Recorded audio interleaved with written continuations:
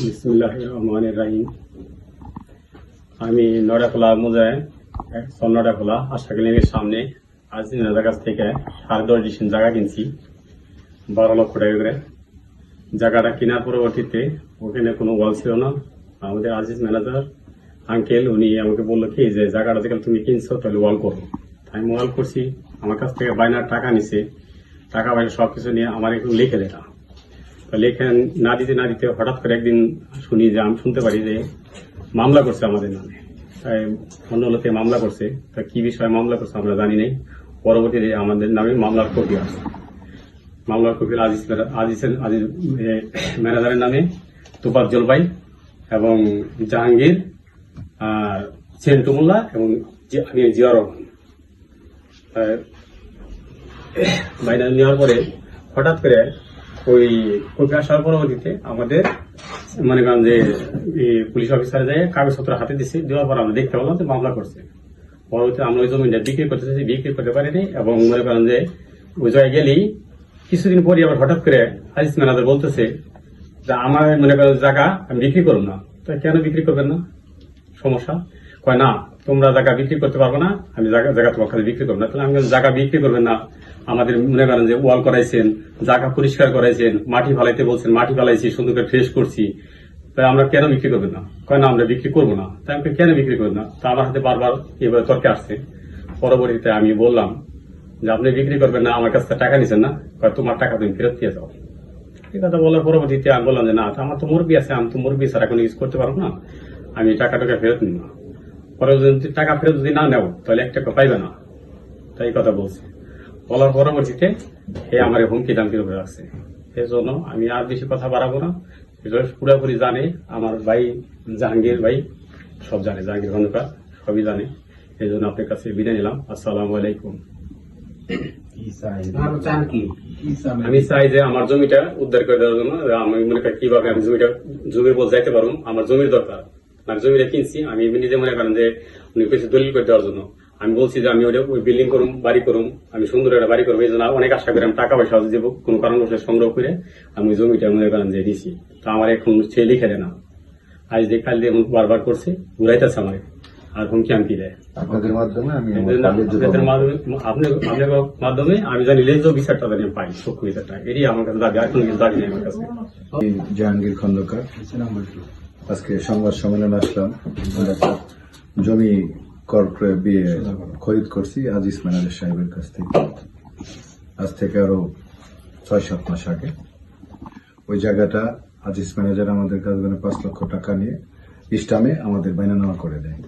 আমাদের তোফাজ্জল, জাহাঙ্গীর, সেন্টু মোল্লা, জিয়া গংদের কাজ। তো জায়গাটা বেদখল ছিল আজিজ ম্যানেজারের কাছ থেকে। তো জায়গাটা আমরা আজিজ ম্যানেজারের কাগজ নিয়ে দেখে আমরা পরে জায়গাটা আমাদের কন্ট্রোলে এনে আমরা জায়গাটারে সুন্দরভাবে মেরামত করে ওয়াল টোয়াল করে জায়গাটা আমাদের কন্ট্রোলে নিয়ে আসি। তো আমরা সাইনবোর্ড লাগাই দিই, জায়গা আমরা বিক্রি করব। তো হঠাৎ করে একদিন শুনি যে আজিজ ম্যানেজারের বাড়ি রাখাল আমাদের জায়গা কাস্টমার গেলে পরে কাস্টমারে বলতেছে যে জায়গা বিক্রি হবে না, আজিজ ম্যানেজার বেচবে না। তো আমাদের কানে আসার পরে আমরা ব্যাপারটা শুনি, শোনার পরে আমাদের একজন আজিজ ম্যানেজারের জাহাঙ্গীরে আজিজ ম্যানেজার বলে যে না, জায়গা আমি তোমাদের দেবো না, এখানে আমি মসজিদ করব। আসলে আমাদের কাছে কোনো বাইনা নিয়ে যদি এখন বলে জায়গা দিব না, তাহলে তো এটা ঠিক না। কারণ উনি মসজিদ করবে, মসজিদ করার কথা ছিল ওনার বাড়ির পিছনে আরেকটা জায়গায়। উনি হঠাৎ করে এখানে এসে আমাদের দেয় জায়গা সাফ করে, জায়গা ওয়াল টোয়াল করে, সব ক্লিন করে, এখন উনি এই জায়গা হঠাৎ করে বলতেছে আমাদের জায়গা দিবে না। তো সেই ক্ষেত্রে আজকে সংবাদ সম্মেলনে আসার এই মূল কারণ যে সাংবাদিক ভাইদের মাধ্যমে, দেশের প্রচলিত আইনের মাধ্যমে আমরা আমাদের প্রাপ্য আমরা জায়গা বাইনা করছি, আমরা 5 লক্ষ টাকা বাইনা দিছি। আমি আপনাদের মাধ্যমে দোহারবাসীকে, দেশবাসীকে জানাইতে চাই আমাদের ন্যায্য পাওনাটা যেন আমরা বুঝা পাই। সেই ক্ষেত্রে আমরা সবকিছু দেখার পরে শেষবেলা আমরা আইনের আশ্রয় নিচ্ছি, আমরা মামলা করছি করে। মামলার কপি আমরা সময় মতো আপনাদের দিয়ে দিব। সেই ক্ষেত্রে এখন আজিজ ম্যানেজার সাহেব যদি মনে করেন যে উনি আমাদের সাথে বাইনা করে উনি মসজিদ করতে যাবে, সেই ক্ষেত্রে এটা অন্যায়। অন্যায় কেন? কারণ মসজিদ করতে গেলে নিষ্কণ্টক জায়গা লাগে, সেই জায়গার মধ্যে কোনো ঝামেলা থাকবে না। আমাদের সাথে উনি না বুঝে না যায় না উনি হঠাৎ করে মসজিদের ডিগলার দিবে, এটা কোনো আইনে বা কোনো সমাজ এটা বিকায় না। আমাদের সাথে চিটিং করতেছে, তালবাহানা করতেছে, আজকে না কালকে, কালকে না পরশু।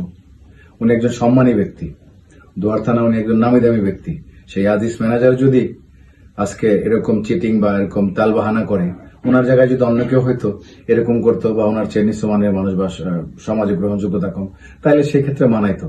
তো ওনাকে এই ব্যাপারটা মানাইতেছে না, অসুন্দর দেখাইতেছে। তাই আমি সাংবাদিক ভাইদের মাধ্যমে আমি আমাদের ন্যায্য পাওনা যে আমাদের জায়গা বুঝে পাইতে চাই আপনাদের মাধ্যমে, বাংলাদেশের পরিচালিত আইনের মাধ্যমে।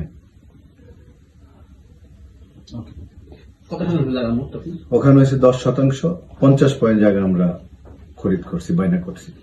আচ্ছা, আমরা যতটুকু জানলাম ওই জায়গাটা আরেকটা মালিক আপনাদের দাবি করে, এই বিষয়টা আপনি কি আগে জানতেন কিনা বাইনা সূত্রের মালিক হওয়ার আগে?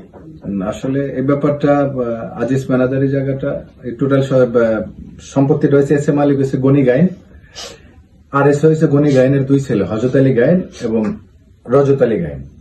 তো ওনাদের রজত আলী গাইন 1971 সালের পরে 78 সালে বশরউদ্দিনের কাছে 102 এর থেকে 21% বিক্রি করে যায়। আগে প্রথম 102 এর থেকে, পরে বাকি সম্পত্তিটা আজিজ ম্যানেজারের কাছে ওই 102 এর থেকে 51% বিক্রি করে। আজিজ ম্যানেজারের কাছে বিক্রি করার পরে আবার ওই সোমা চৌধুরী বাবার কাছে আরো 100 51%। তাইলে 51, 50, 102 আর হইলে 21, তাইলে হইল 123 সম্পত্তি ওখানে নাই, আছে 102। তাইলে প্রথম যে লেখে নিছে 21% বশরউদ্দিন, ওই বশরউদ্দিনের সম্পত্তি থেকে আমরা 10.5 কিনে নিছি। সোমা চৌধুরীরা দাবি করে, তাদের দাবি সই না, জায়গা আজিজ ম্যানেজারের কাগজ সই আছে। আজিজ ম্যানেজারের কাগজ সই থাকা ধরুন আমরা চারদিকে যাচাই করে আমরা তার সাথে বাইনা নামায় চুক্তি নামায় আবদ্ধ হই।